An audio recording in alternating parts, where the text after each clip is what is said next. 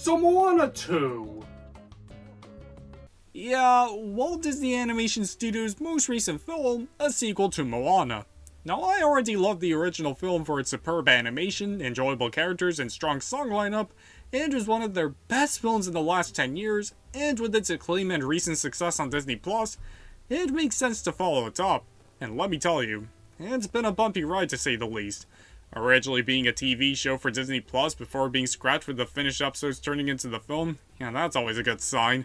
Lin-Manuel Miranda now returning to write the songs, on top of Disney sequels already having a batting average of Yikes and away! Yikes and away!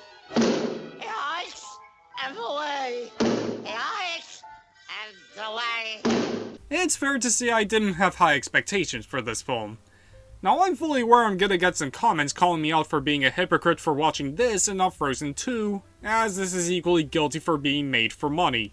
At least with Moana and its world, I can see that getting a sequel, whereas with Frozen, that one was made just to cash in on the first one's success, rather than expanding upon what is established and nothing more.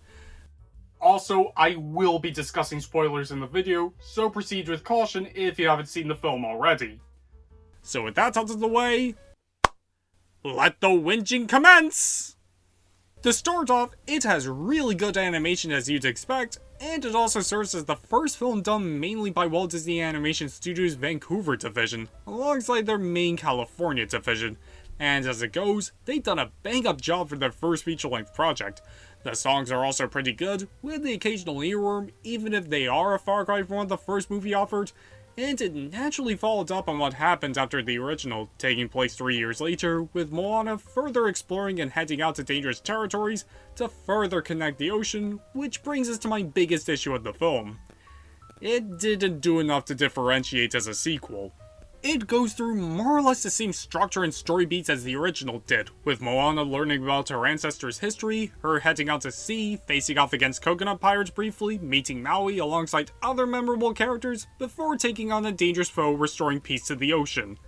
The villains like Matangi and Nalo really could have done with more development to make them as intimidating as the after credits scene wanted you to think, other than trapping Maui and helping Moana escape a giant clan for no properly explained reason.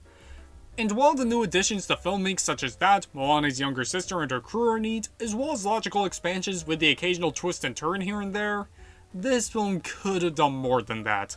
Essentially, this film felt rather been there done that coming from the first film, and while I do think it turned out fine given its circumstances during production, this should have stayed as a TV series to flush this particular story out and give it more longevity for potential future seasons. Oh, who am I kidding? Moana 3 is damn inevitable at this point.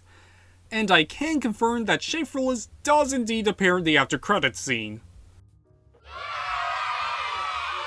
With that, I can confidently call this film the best sequel this studio has ever made by a technicality, not counting these as their more so spiritual successors, so congratulations, I guess.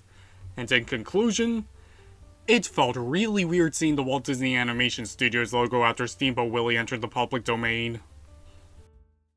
Well, that's Moana 2 done, and tune in tomorrow where I rank every film in the Disney animated canon from worst to best, with this film included, and I can be finally done with these films once and for all.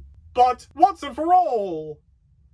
Have you seen Moana 2, and if you did, what you think of it? Let me know down below, and like always, thanks for watching.